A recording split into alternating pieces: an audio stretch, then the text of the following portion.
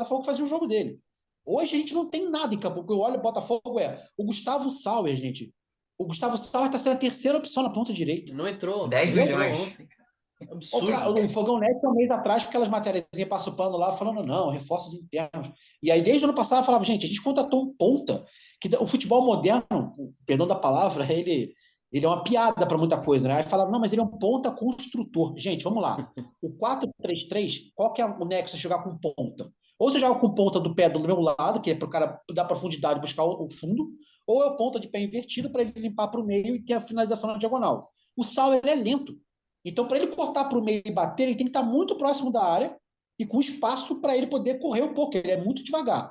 E se ele pega a bola lá no meio campo, ele não tem um contra um. Então, que ponto é esse? Ele vai arrumar o quê no campo? Ele é lento. Nada. E além de tudo, ele é fraco fisicamente. Ele não ganha no embate físico. Aí, do outro lado, o Vitor Sá, que tinha um mínimo de um contra um quando chegou no clube, desde aquela confusão que deu com a torcida organizada, ele sumiu, gente. E aí o cara, eu não aguento mais o Vitor Sá, cara. Eu sou bem sincero para você. Eu não aguento mais o Vitor Sá. Ele consegue, pelo potencial que a gente sabe que ele deveria ter, ele consegue me irritar mais do que o Piazon. Porque o Piazon, quando o Piazon entra, o Piazon ele erra, ele é ruim, ele é burro mesmo. Só que o Piazon ele briga. Eu tava vendo esse último jogo com a Portuguesa, você via ele errar um toque, via ele errar um passe, mas ele tá ali, cara. Tu enxerga, você vê o Piazon na tela, você vê ele participando do jogo. Eu não vejo o Vitor Sá. O Vitor Sá é um jogador que de vez em quando ele pega. Caramba, o Vitor Sá tava em campo. Nossa, o Vitor Sá tá em campo. Outro cara que eu não sei o que aconteceu, o Luiz Henrique. Primeiro que ele tá fora de peso, né? Tipo, ele ganhar massa muscular é uma coisa, mas o Luiz Henrique, você olha, a hora que ele começa a correr, você vê que ele tá quadrado, cara, parece uma geladeira. Sim. E ele era um jogador rápido. Pesado. O forte do Luiz Henrique era no mano a mano. Né? Ele tá, você olha, o cara tá pesado. E outra coisa, ele, além de estar pesado, ele não consegue driblar mais. Também, a confiança também evaporou. Então, assim, na minha modesta opinião, para finalizar a questão campo, Castro, técnica e tática, o Botafogo precisa urgentemente vender Sauer, recupera esse dinheiro para investir, já que não tem grana. É um jeito de você reforçar o time. Ponto 1. Trocar o treinador de maneira urgente, inclusive, não são os treinadores do meu sonho, mas eu dou aqui o meu braço para tatuar. Se o Dorival ou o Cuca assumirem o Botafogo, você vai continuar nesse marasmo que está. Qualquer um dos dois. E não são os treinadores do meu sonho. Mas hoje, frente ao que o Castro está fazendo... E ganham bem menos do que o Castro. Exato, o cara vai ganhar... Que o Dorival ganha R$1 milhão. Ele não ganha... Cara, ele ganhava 800 mil, Dorival, se eu não me engano, no Flamengo, no último ano passado. Ainda daria para contratar ainda um outro jogador um pouco mais qualificado. E assim, eu não sei se vocês concordam. Não sei se vocês concordam, cara. Eu acho que ficou bem claro que foi um erro começar um projeto de SAF com um treinador estrangeiro. Eu acho que isso foi um erro muito grande. Acho que até a gente está conversando aqui, tô com imagens do Flamengo e Vasco ali, a gente até conversou em off com eu e o Carlos falando sobre o jogo. Flamengo e Vasco jogando agora nesse atual momento e nos outros jogos, é um jogo de futebol aberto, chance de dois lados, pauleira, jogo pegado, né? O time do Vasco, não é um time, não é muito melhor, não é, eu nem acho o elenco melhor que o Botafogo, mas é um time em campo, é um time bem treinado, é um time com proposta, é um time com espírito, com brio. O Pumita ali, sabe, tem jogadores que começam a se destacar. E o Botafogo eu não vejo competitividade. Isso que o Carlos falou é um negócio muito certo. Eu não vi o Botafogo com competitividade no Campeonato Brasileiro do ano passado. Eu não vi. Eu volto a falar, o último jogo contra o Atlético Paranaense, valendo vaga na Libertadores, foi um jogo ridículo. Foi uma atuação ridícula. O Adrielson fez uma partida patética. Eu estava lá assistindo o jogo no estádio, ele estava com medo de jogar. O Daniel Borges, uma partida ridícula, horrorosa. O Daniel e o lado direito só sofria menos, porque o Júnior Santos, apesar de ele ser um bonde, ele era um cara que ele ajudava muito na marcação. E ele incomodava, né? Então, assim, cara, francamente, outro jogador que acaba de ficar claro que eu acho que não dá mais para contar com ele é o Danilo Barbosa. O cara acabou de voltar de contusão, acabou de jogar 2 jogos como titular e se machucou de novo. Sabe? Eu não sei se eu estou enxergando errado, eu não sei se é pelo fato de realmente não tá rolando essa união, o time tá baqueado, mas eu vejo o Botafogo correndo 2 vezes menos do que o adversário. Para mim é um time pesado, lerdo, chega atrasado nas jogadas, um time é estranho, cara. Lembra muito 2020, cara. Como tu falou, lembra muito 2020. Outra coisa, não sei se o Vitor concorda, até perguntar para você, Vitor, mas assim, uma das poucas coisas que eu via positivo no trabalho do Castro é que ele tinha pegado o Tietê, que sempre foi segundo ou terceiro homem de meio campo, e transformado num bom primeiro volante. O Tietê melhorou muito a marcação dele, e é que acontece, o Botafogo faz aquela saída de bola na linha de 3, ele voltava no meio dos zagueiros, o Tietê tem um passe muito bom, ele é rápido. Né? E aí, o que ele fez agora? Para colocar o Danilo, em vez de deixar os dois em linha na frente da zaga, ele colocou o Danilo de primeiro volante e daí tirou o Tietê da posição que o Tietê estava se destacando. Então, nem o Tietê a gente tem mais se destacando nos últimos jogos, porque tirou o cara de onde ele estava jogando bem. E uma das principais qualidades do Tietê é exatamente a saída de bola. Se aproximar entre os zagueiros para poder construir de trás, vindo de trás. Ele, o Tietê, ele perde essa característica de saída de bola. E nós ficamos muito refém do Cuesta. O Cuesta que tem que ser a primeira linha para construir. E se você reparar, só tem essa jogada. O Cuesta na esquerda para fazer um lançamento, ponta lá na direita. Falei no Twitter, Vitor. Falei no Twitter que o Cuesta é o nosso melhor meio-campo. Ele é o único armador do Botafogo. Exatamente. Tem até um apelido, né? Chama Botafogo de chutão e regatas. Gente, a gente tem um treinador de 1,5 milhão. Acho que travou ali o Carlos. Travou. E, Vitor, outra coisa que é um negócio impressionante, que eu acho inadmissível, o time já é horroroso, já está jogando de forma horrorosa e ele deixou o Lucas Fernandes no banco para Piazon e Vitor Sá. Até falei isso, para mim não tem justificativa. Se o Lucas Fernandes tiver que jogar de centroavante, ele tem que jogar nesse time, cara. Ele não pode ficar no banco do time. Sim, porque você vê que é um cara que tem um pouco mais de talento, né, cara? Talento, da dinâmica ao meio campo, é um cara que consegue... o Tietê, por exemplo, que o Carlos tocou no assunto ali, o Tietê, eu até acho que ele realmente evoluiu nessa função de primeiro volante, mas eu acho que falta muita pegada para ele ainda. E uma coisa que eu acho que o Luiz Castro conseguiu melhorar é que ele prende menos a bola hoje, o Tietê, pode ver, ele pega a bola, ele já solta a bola, ele é um cara mais dinâmico, ele não fica tanto encerando, então acho que melhorou também, mas eu sinceramente, cara, eu não consigo entender um cara ganhar 1,5 milhão e ele não conseguir mudar o esquema de jogo do time, cara. Ele continuar jogando assim, com 2 pontas.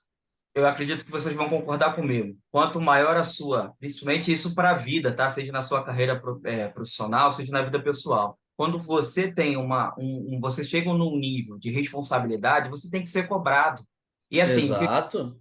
O cara ganha 1,5 milhão, ele tem que apresentar contrapartidas para justificar esse tipo de investimento. Seria diferente se a gente tivesse um treinador que ganhasse 200 mil e estivesse começando a carreira agora. Ele seria cobrado também, só que o que eu quero dizer? Que um treinador de 1,5 milhão não pode ser... Ele já percebeu que agora ele está usando as desculpas. Ontem, de novo... Ele está se apoiando agora nas desculpas. Está se apoiando nas desculpas. Ele já está usando a justificativa dos 6 reforços. Novamente, sobre isso de uma forma indireta. E quis dizer que no final da temporada passada, você conseguiria, se desse os reforços para ele, o time teoricamente estaria melhor. E assim, eu discordo, cara. Como é que ele mete uma dessa para a gente ganhar da poderosa Portuguesa? A gente não está falando do elenco do Flamengo, a gente não está falando do elenco do Palmeiras, a gente não está falando do elenco do Internacional, que também é um bom elenco. E assim, são justificativas que você percebe que às vezes nem ele sabe o que ele vai dizer. Às vezes parece que ele vai se agarrar àquilo, eu reforço e não chegou. Essa que é a visão que eu tenho dele. Vocês imaginam, Carlos, o nosso excelentíssimo Luiz Castro, se ele tivesse ido para o Corinthians? Quanto tempo ele duraria lá? Um mês? Um mês e meio? A torcida matava ele, cara, com todo respeito. Matava ele. Me desculpa a palavra forte, mas a torcida matava ele, porque, cara... Eu perdi o respeito profissional por ele a partir do momento, nesse último mês, principalmente, que eu não vi nenhuma autocrítica dele. Porque você não pode o Vitor falou que para mim é perfeito. No ambiente corporativo, quanto mais você ganha, mais você tem que entregar. Né? Ou você tem que ter entregue muito antes alguma coisa muito grande para justificar aquele teu investimento. No Castro, nenhuma coisa nem outra. Porque assim, ele nunca foi um técnico top na Europa, né? O maior feito dele foi lá ganhar do Real Madrid no Santiago Bernabéu com o Shakhtar. No mesmo campeonato ele tomou 2 sapecadas goleadas em casa, ridículo. Então assim, ele é um treinador com uma projeção no mundo árabe, que não joga nem futebol, é um esporte parecido, assim, mas é inclusive esse aí que ele tá jogando no Botafogo, ele trouxe futebol árabe lá para cá. Assim, aí, atualmente, assim, o que eu olho do Castro, assim, eu não vi ele chegar e falar, olha, pessoal, realmente minha tática não tá funcionando, eu vou dar uma olhadinha, a gente vai internamente ver aqui os números, por que não tá encaixando, ou, que daí para mim é o pior, assim, se você tá com um problema que não é seu, você tem que ser homem para chegar e dar a cara. Então, por exemplo, falar assim, ó, o meu time só vai jogar na minha tática e se vier os reforços que eu pedi, porque senão não vai dar. Ou falar assim, ó, o elenco tá rachado, tem uma briga aqui interna, eu vou sentar com o pessoal e tentar resolver, senão eu peço meu boné e vou embora. Porque não dá para ele vir com aquela empáfia, como o Vitor falou. Ele vem com aquela empáfia, né? Aquela... Vamos lembrar, qual foi a justificativa? Qual foi a justificativa do Textor no começo, quando falou que quando trouxe o Luiz Castro para o Botafogo? O trabalho de base que ele fez no Porto. Gente, em nenhum momento eu vi o Textor justificar a chegada do Castro como treinador de futebol por resultados no futebol. E sim, totalmente com uma linha voltada para a gestão, Botafogo Way. O Castro, ele devia estar treinando o time sub-20. Ele devia estar treinando o time sub-20, organizando a base, quem chega, quem sai. Eu acho que ele deveria ser o coordenador da nossa base. Daí isso combinaria com o time. Exato. Porque ele é um cara, eu não discordo, ele é um cara visionário, ele é um cara que tem uma noção de estrutura legal, ele tem uma noção de know-how bem interessante.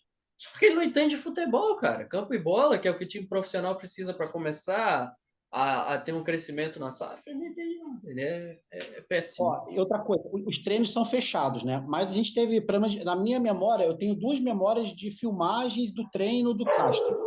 No ano passado, um treinamento de ultrapassagem e finalização, que os jogadores trotavam, e você vê que o preparador físico falava, vamos correr, e os caras cagavam e andavam. Chutavam de qualquer jeito, trotavam. E a outra agora, o nosso querido homem das selvas lá que escalou a montanha para filmar. Tarzan Alvinegro.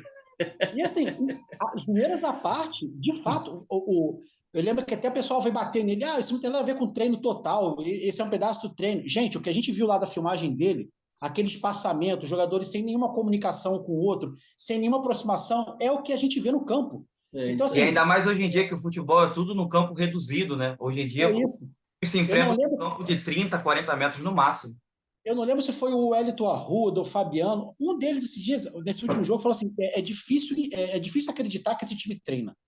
E para mim, essa frase resume o trabalho do Castro. Eu acho que ele joga o canastra no Lonier. Eu acho que o Botafogo não treina. Ou se treina, é isso que a gente está falando. Ninguém está absorvendo absolutamente nada. E aí, ou você troca os 30 jogadores do elenco, ou você troca o treinador. Então é isso, gente. Não tem mais papo. Não tem mais fazer. 3 minutos, tá, pessoal? 1 minuto para cada um, hein? Vai você primeiro então, Rafa. Manda ver teu... Eu só tenho que endossar tudo que vocês falaram. Para mim, isso aí, eu cansei de falar. Acho que esses caras ficam jogando truco, canastro, alguma coisa lá no Lonier, menos treinado. Acho que cara, assim, me desculpe ser tão até meio imbecil isso que eu vou falar, mas esse time é a cara daquele segundo auxiliar dele. Eu nunca vi aquele cidadão esboçar uma reação de sorriso, ele tá sempre assim, sentado no banco. É um negócio impressionante, cara. Não o Vitor Severino, o outro rapaz lá. Então, assim, cara, sinceramente, cara, eu falo aqui, eu não tenho mais paciência, eu não tenho mais esperança, eu não tenho mais nada de expectativa em relação ao Castro e ao Botafogo. Enquanto o Castro estiver no Botafogo, para mim, a gente é sério candidato ao rebaixamento. Ou a gente troca o Castro, ou a gente vai cair para a segunda divisão. Eu acho que assim, o Castro já deu claramente o que deveria dar no clube. Está perdendo tempo, como a gente falou. E a última coisa que eu gostaria de colocar aqui também é o seguinte: eu acho que é o momento que a torcida do Botafogo precisa se unir para cobrar. Mas o cobrar é cobrar valendo, é levar a faixa para o campo. Cadê você, John Textor? Cadê as contratações? Os conselheiros que têm voto, né, que podem se reunir para pedir explicações. Cadê o balancete? Gente, não tem 1 ano. Falaram que ia ser essa semana, né? Estamos esperando. Até agora Cadê os reforços? Faltam 15 dias para terminar a janela. O que está acontecendo com o clube, entendeu? Se ninguém cobrar, gente, claramente o Textor não está nem um pouco preocupado mais com o Botafogo. Ou a gente cobra ou vai dar problema grave esse ano. E na minha visão, eu concordo com o que vocês dois aí para fechar. Hoje a minha maior preocupação é que nós estamos enfrentando times de Série C e Série D, estamos passando um sufoco, certamente na Série A e na Sul-Americana, que deveria ser o nosso principal foco, que eu acho que é onde nós teríamos um pouco mais de chance de ganhar um título, né? o nível ele vai aumentar de fato. Vamos tentar. É difícil ter um pouco de esperança, né? Nós somos botafoguenses, mas eu venho nessa linha que enquanto o Castro estiver lá, não vamos conseguir andar, mas vamos ver o que vai acontecer, gente. Ao longo da semana teremos mais notícias.